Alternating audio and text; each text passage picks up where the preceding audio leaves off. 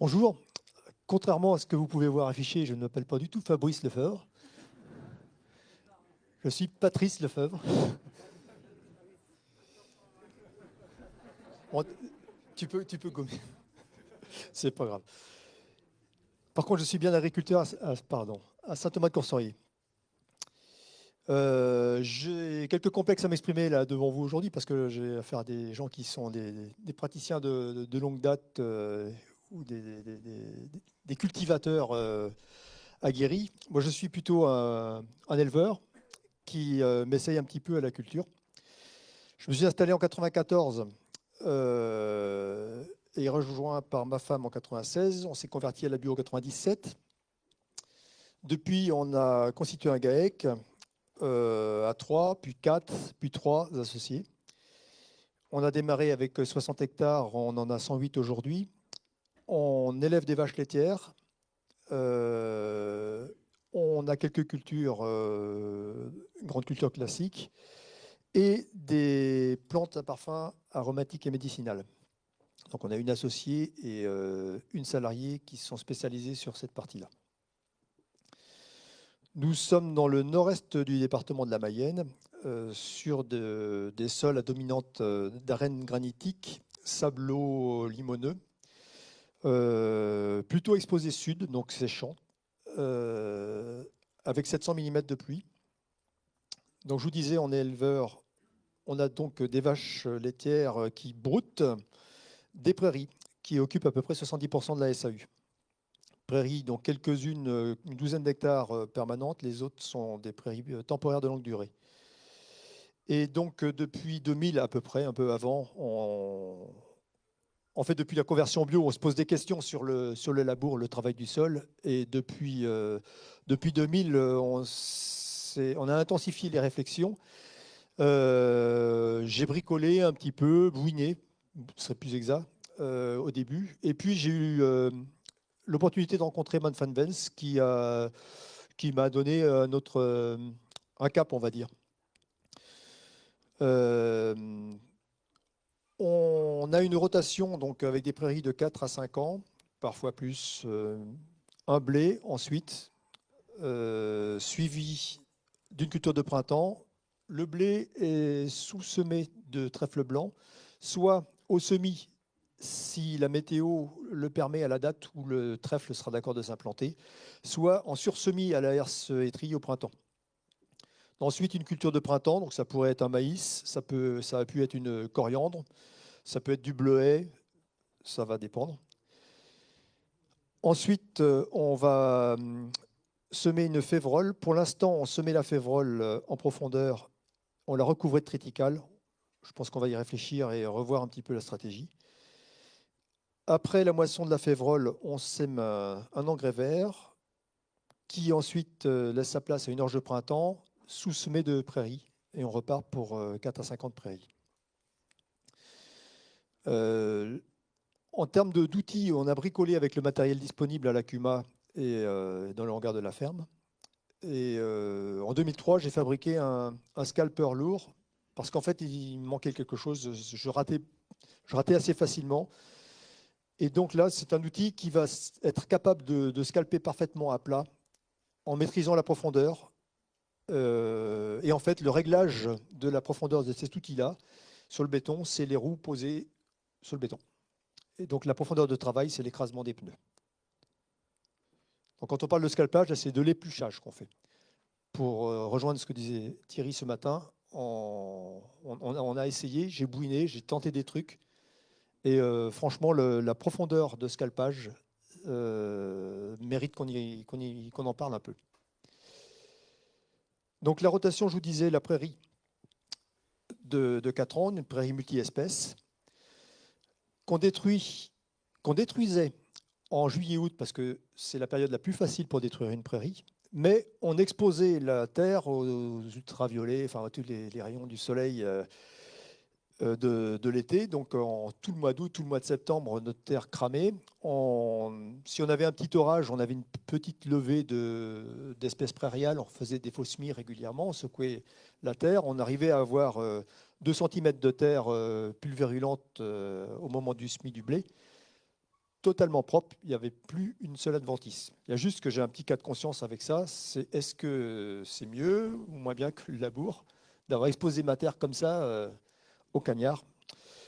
Donc depuis, on a un peu revu la stratégie, on casse plus tôt, et même de plus en plus tôt, pour semer après la prairie un métail, sorgho, trèfle d'Alexandrie, colza, tournesol, qui va pouvoir être utilisé par les animaux. On a réussi notre truc vers la dizaine de juin, une année. L'année suivante, il a fait sec. Donc aujourd'hui, on en est à redescendre plutôt vers le 15-20 mai.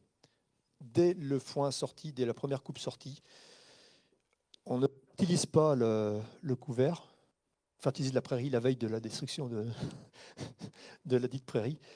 Parce qu'un sorgho sans un petit coup de lisier a quand même pas mal de mal à s'exprimer. Donc le couvert, le sorgho, le mélange sorgho est pâturé ou récolté en verre ou broyé selon les besoins. Par exemple, en 2021, les vaches avaient à brouter la prairie, on n'allait pas leur dire que c'était ça qu'il y avait au menu. On l'a broyé, puis incorporé sur 2 cm à la fraise.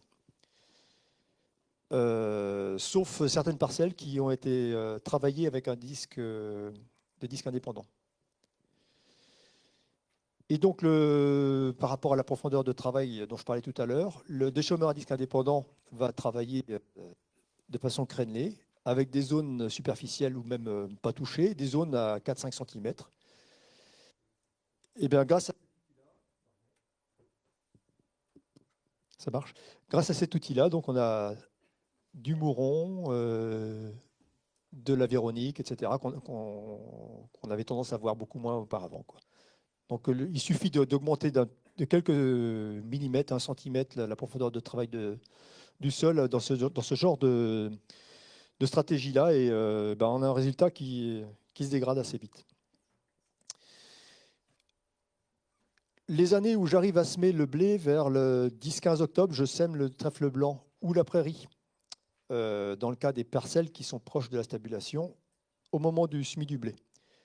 L'an dernier, je ne sais plus très bien, je pense que la météo m'a contrarié un petit peu. On arrivait vers le 25 octobre, je n'ai pas osé semer du trèfle, j'ai eu peur de le faire pour rien. Donc là, dès que possible, je vais passer un coup de RC trille, puis laisser une semaine, une dizaine de jours passer pour semer le trèfle blanc au deuxième passage de RC trille.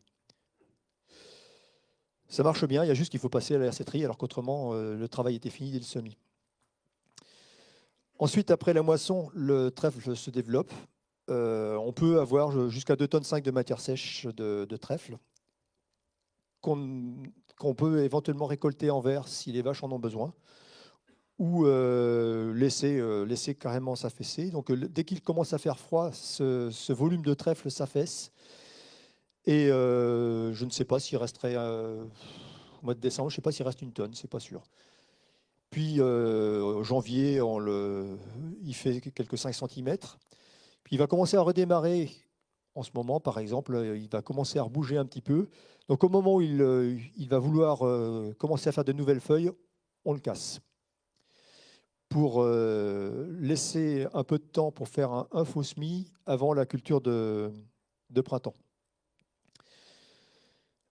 Donc la culture de printemps, je vous disais, c'est un maïs ou une coriandre, etc. Concernant le maïs, on a... Oh la vache, on a fait un premier essai de semis sans labour en 2003, année de sécheresse, pour ceux qui se souviennent. Il était plus beau chez nous que chez les voisins conventionnels. On a commencé à faire de l'ameublissement sur le début du semis. Mes dents étaient fixées par des boulons de sécurité. J'ai manqué de boulons. Le champ s'est terminé sans ameublissement et c'était mieux. Donc après la culture de printemps, on va semer une févrole. Pour l'instant, donc je la sème à 8 cm et je fais un deuxième passage à 2 cm pour le triticale. Et là, même problème, avec cette méthode, je sors des adventices, je les avais oubliés et elles ressortent. Donc désormais, la févrole et le triticale seront semés simultanément plus tôt. Si jamais la févrole gelait, eh ben je ferais un sursemis de févrole de printemps.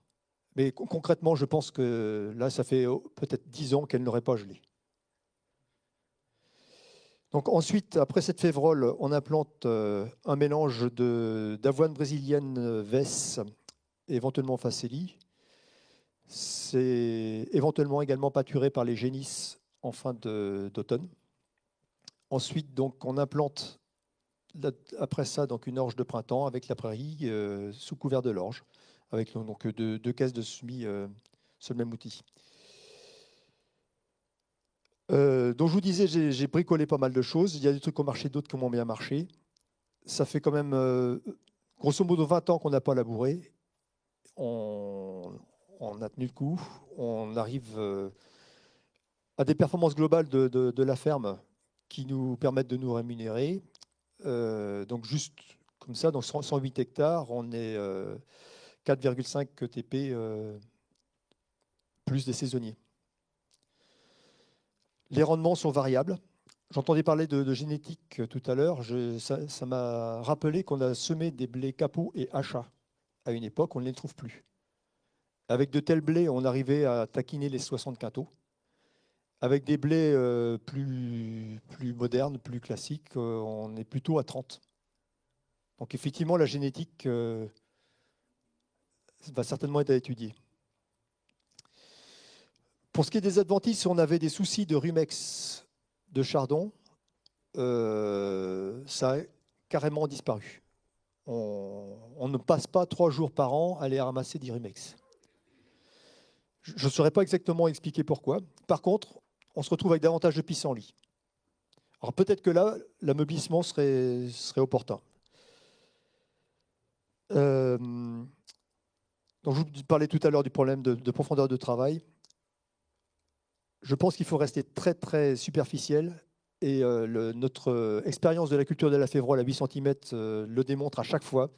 On salit à nouveau la parcelle dès qu'on approfondit.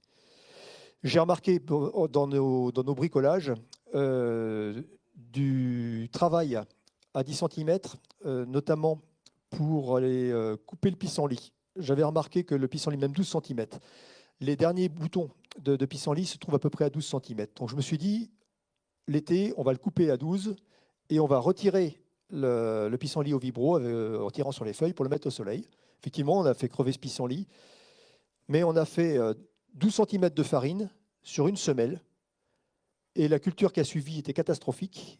La prairie a tenu 3 ans parce qu'elle n'a pas su s'enraciner et échec, quoi. Donc l'expérience d'une vingtaine d'années de ce genre de travail, pour être complètement précis et honnête, entre-temps, en 2001, on a installé un séchoir à foin, ce qui fait que sur la ferme, on n'a plus, en termes de fourrage, que de l'herbe, alors qu'il y avait du maïs auparavant. Bref, en 20 ans, on a gagné un point de matière organique, en ayant plus d'herbe, donc plus de prairies de longue durée, et en supprimant le labour. Pour ce qui était des problèmes d'infiltration d'eau, etc., donc je voudrais réagir à l'intervention d'Yves ce matin. On a semé un blé dans une parcelle dont l'extrémité a une pente de 12 à 15%, donc semis au scalper que vous avez vu en photo tout à l'heure. Le jour où le voisin semait, donc effectivement je te l'accorde, avec un gros tracteur, sa charrue, un autre gros tracteur, son rouleau spire, hersétrie et semoir. Dans son champ, il y a 2 fois moins de pente. Un mois plus tard, dans le fond de son champ, il y avait une mare de boue. Moi, je suis à peu près certain de ne pas avoir vu sortir de mon champ une goutte d'eau par ruissellement. En fait, j'avais fait compter les trous de vers de terre à un stagiaire, on est à plus de 700 trous au mètre carré. Donc si on développe, ça fait 10 cm de tuyaux d'évacuation, quoi. Donc je pense que je vais persister. Parmi les questions qu'on se pose, quand je vous parle de blé à 30 quintaux, au printemps, on est satisfait. Et puis, quand on y revient un peu plus tard, on se dit, mince, on a perdu d'étal. On a peut-être perdu de l'azote, il nous en manque, on n'arrive pas à la mobiliser. Donc là, ça fait partie des questions qu'on se pose. Et puis, autre question, On a eu un gros déboire en 2020. On a perdu une vingtaine d'hectares de prairies détruites par le hanneton. Et je me demande si un travail du sol superficiel répété ne les épargne pas au fond, quoi. En fait, toutes les parcelles, enfin toutes les prairies à plus de 10-15 mètres des haies étaient bouffées, quoi. Donc c'était une question. Si ça se trouve, ça n'a rien à voir avec le travail du sol, mais on a quand même rencontré cette difficulté-là, quoi.